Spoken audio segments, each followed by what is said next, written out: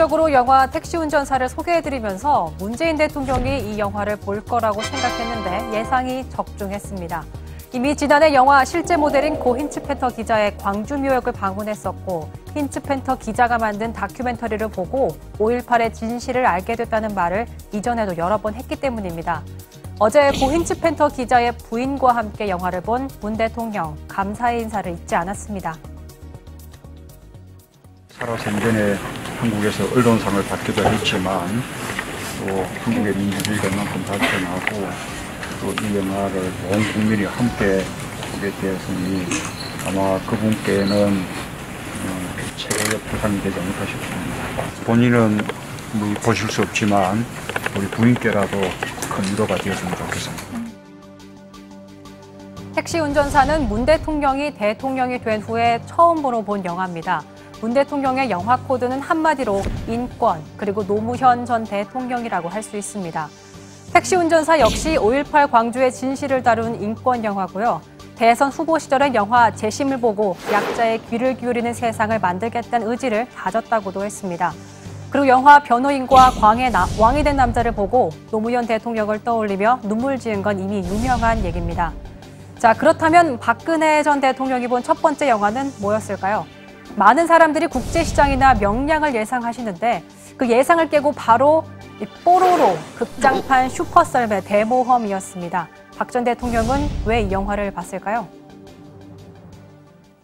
뽀로로 탄생한 지 10년이 됐는데 110개국 이상의 나라의 캐릭터가 수출이 돼서 그동안의 누적 매출이 1조 원이 넘었다고 들었습니다. 정말 좀 대단한 일이라고 생각이 되고요. 저는 그 뽀로로를 보면서 우리나라의 그 문화 콘텐츠 산업, 또 문화 산업의 가능성에 큰 기대를 걸게 됩니다.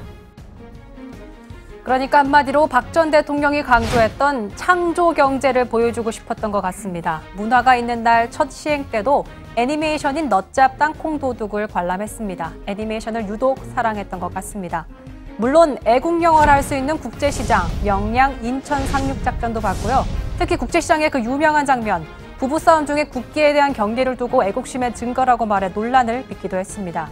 정리하면 박 전 대통령의 영화 코드는 창조경제와 애국이라고 볼 수 있겠네요. 자, 그렇다면 이명박 전 대통령은 어떤 영화를 봤을까요? 당선인 시절엔 우리 생애 최고의 순간을 관람했고요. 독립영화로는 드물게 290만 관객을 동원한 원앙소리를 봤습니다. 자녀 9명을 농사지어 공부시키고 키운 게 우리가 발전할 수 있었던 원동력이 아니었겠는가라고 관람 소감을 밝히기도 했습니다.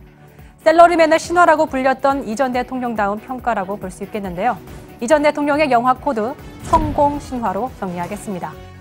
노무현 전 대통령, 그야말로 영화광이었습니다. 어떤 코드라고 말할 수 없을 정도로 수많은 영화를 봤는데요.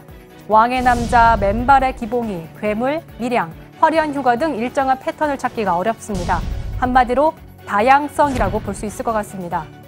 대통령의 모든 말, 그리고 발걸음 다 정치적으로 해석이 됩니다. 그래서 영화 관람 하나에도 정치적 메시지를 담아내곤 하는데요. 우리가 팝콘을 들고 간다면 대통령은 통치 철학을 들고 영화를 보는 셈이죠. 인권을 강조한 문 대통령, 실제 정책에서도 그 철학이 반영되기를 기대해보겠습니다.